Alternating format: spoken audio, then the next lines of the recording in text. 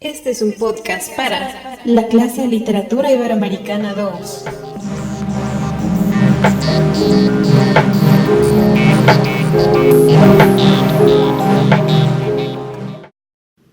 Hola, muy buenas tardes, noches, no lo sé. Bienvenidos a nuestro podcast compuesto por Hilary, José y su servidora Vania. En este episodio vamos a hablar un poco acerca de la pequeña investigación que hicimos en torno a la obra Aves sin nido de Clorinda Matto, con el fin de hacerles saber nuestras conclusiones, así como de la metodología utilizada. Para el trabajo centramos nuestra atención en la figura del indígena, porque por primera vez en la historia literaria del continente americano se le incluye como un personaje literario, es decir, que tiene un fondo y una forma, un papel que desempeñar en la trama. Sin embargo, lo interesante recae en la posición en la que lo configura Matto, porque a pesar de que este hecho inclusivo ya rompe plenamente con el canon del decimonónico, parece que la autora, aun en su intento de reivindicarlo en pro de sus derechos, no sale completamente esta valoración negativa en la que se le tiene.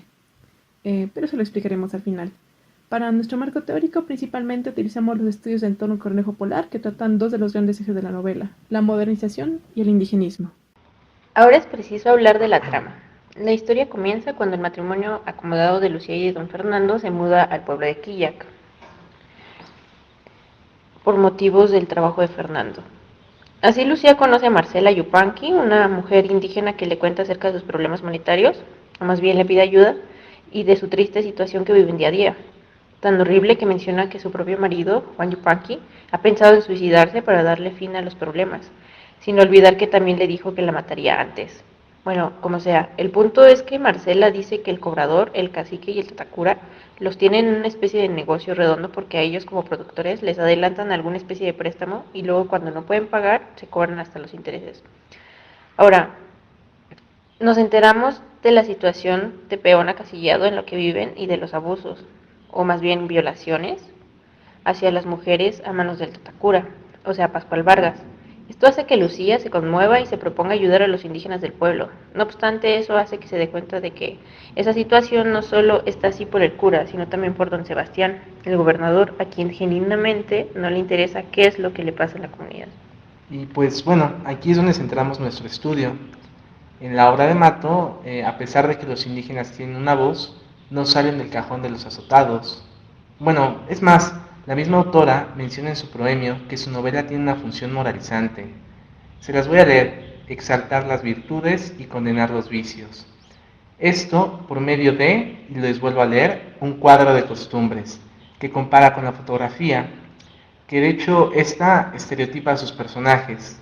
Por eso nosotros nos preguntamos si realmente sale de esa tradicional contraposición entre la ciudad, el campo o los citadinos, y ya saben, pues el hecho de que ya los describa como los hermanos que sufren explotados por la noche de la ignorancia, ya nos deja ver que ni dándole una voz van a tener revalorización genuina. Sí, además, Clorinda Matto esboza a los indios como en un primer momento lo hicieron los primeros letrados al llegar a América. Parece que Clorinda retoma la idea del buen salvaje, pues vemos que no solo necesitan de la guía citadina, que obviamente tiene matices europeos, sino que también estos indígenas están llenos de una ingenuidad y simpleza muy infantil. Justamente en ese primer encuentro entre Lucía y Marcela, nos enteramos que ese pseudopréstamo se lo gastaron en ropa cuando tuvo lugar la feria. Así es, la trama en sí funciona en torno a dos polos, o sea, de una manera quizás muy maniqueísta, porque los personajes o son buenos o son malos y ya no hay nada más. Bueno, y también, por otro lado, también dentro de esta noción, los malos son descritos de una manera tanto física como éticamente fea.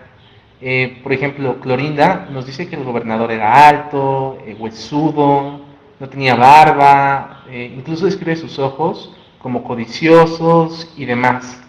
Además, hay otro rasgo interesante, pues nos enteramos que lleva una ancha capa española.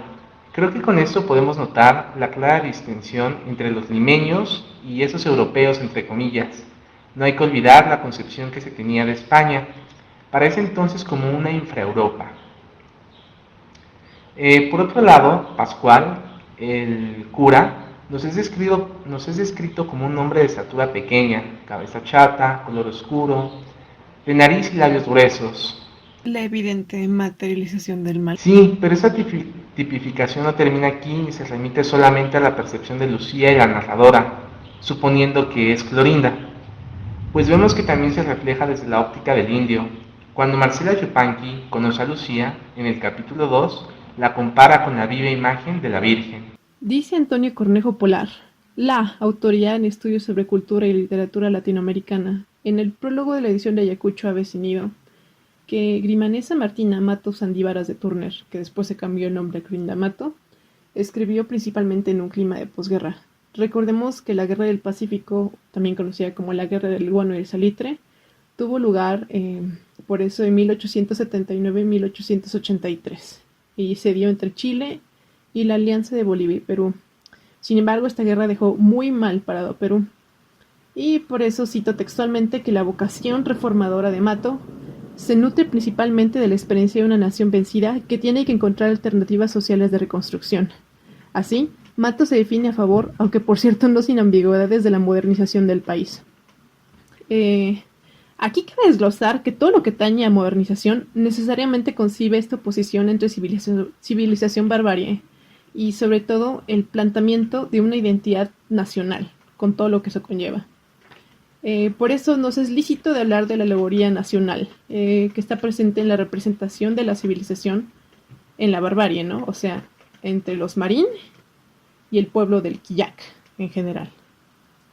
Ahora, aquí es importante focalizarnos en el tipo de matrimonio, pues vemos que son una pareja sin hijos, o sea, Lucía y Fernando.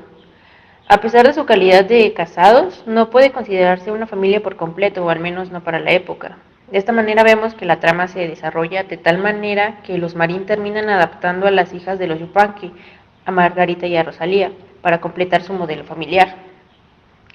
Sin embargo, también hay que notar que la predilección por Margarita no es gratuita, pues vemos que si bien las muchachas son buenas candidatas para entrar dentro de la ciudad, limeña en este caso, es solo, y cito textualmente, por aquella muchacha era portento de belleza y vivacidad, que desde el primer momento preocupó a Lucía, haciendo nacer en ella la curiosidad de conocer de cerca al padre, pues su belleza era el trasunto de esa mezcla del español y la peruana que ha producido hermosuras notables en el país.